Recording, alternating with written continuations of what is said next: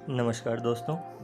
आज हम बात करेंगे हरिशंकर परसाई द्वारा लिखित एक कहानी के बारे में जिसका नाम है भोला राम का जीव। यह कहानी एक व्यंग्य कहानी है जो प्रशासनिक भ्रष्टाचार पर चोट करती है। कहानी शुरू होती है स्वर्गलोक से। लाखों वर्षों से धर्मराज स्वर्ग या नर्क में आदमियों को कर्म और सिफारिश के अनुसार निवास स्थान अलॉट करते आ रहे थे, पर ऐसा कभी ना हुआ जो अब हुआ। और वो क्या हुआ? चित्रगुप्त ने रजिस्टर में रिकॉर्ड देखा और बोले, महाराज रिकॉर्ड ठीक है। 5 दिन पहले भोला राम के जीव ने देह त्यागी और यमदूत के साथ स्वर्ग के लिए रवाना हुआ, पर अभी तक ना पहुंचा। दूध भी लापता है। अचानक यमदूत आया और बोला, भोला राम का जीव मुझे चकमा दे गया और भाग गया। चित्रगुप्त ने कहा, महाराज आजकल पृथ्वी पर व्यापार बहुत चल रहा है। लोग दोस्तों को कुछ भेजते हैं और रास्ते में रेलवे वाले उड़ा लेते हैं। नेता विरोधी नेता को उड़ाकर बंद कर देते हैं। कहीं किसी ने भोला के जीव को उड़ा तो नहीं दिया? तभी वहाँ पर नारद जी आते हैं और कहते हैं, क्या चिंता है धर्मराज? धर्मराज ने भोला राम के बारे में बताया। उसका जीव नहीं मिल रहा है। नारद ने पूछा, उस पर इनकम टैक्स का कोई बकाया तो न था? हो सकता है इसलिए उन लोगों ने उसे रोक लिया हो। चित्रगुप्त ने कहा, इनकम होती तो टैक्स होता ना, भूखमरा था। नारद बोले, मैं पृथ्वी पर जाता हूँ। भोला राम जबलपुर शहर धमापुर मोहल्ले में टूटे फूटे मकान में रहता था। उसकी एक स्त्री, 2 लड़के, एक लड़की थी। 60 साल का वह था और एक सरकारी नौकर था। नारद उसके घर गए और पूछताछ की।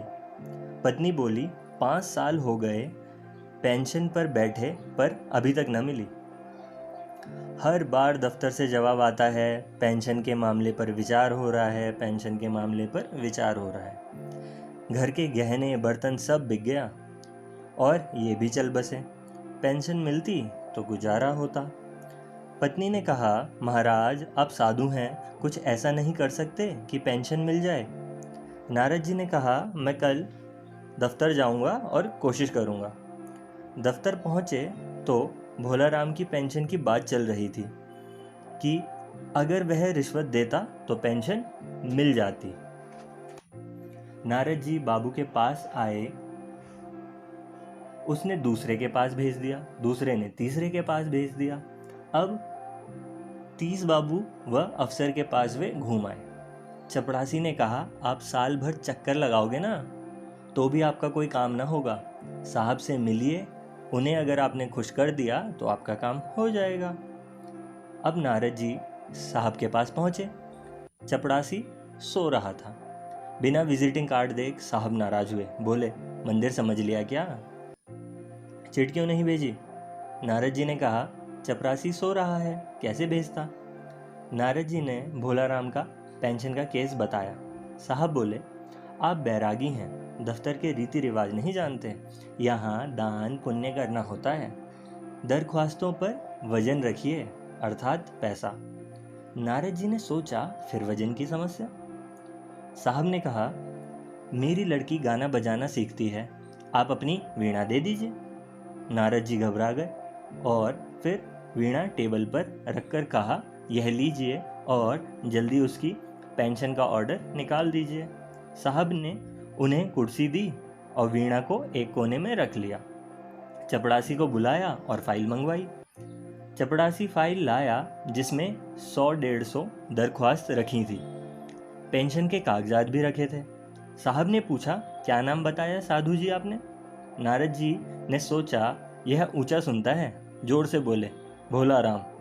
अचानक फाइल से आवाज आई, कौन पुकार रहा है? मुझे, पोस्टमैन है। क्या पेंशन का ऑर्डर आ गया है? नारद चौंके और समझ गए और बोले, भोला राम, तुम क्या भोला राम के जीव हो? आवाज आई, हाँ। नारद ने कहा, मैं नारद हूँ, स्वर्ग चलो, तुम्हारा वहाँ इंतज़ार हो रहा है। आवाज आई, मुझे नहीं आना, मैं तो पेंशन की दरख्वास्तों पर अटका हूँ, यहीं मेरा मन लगा है, मैं अपनी दरख्वास्तें छोड़कर नहीं जा सकता। और यहीं पर कहानी समाप्त हो जाती है।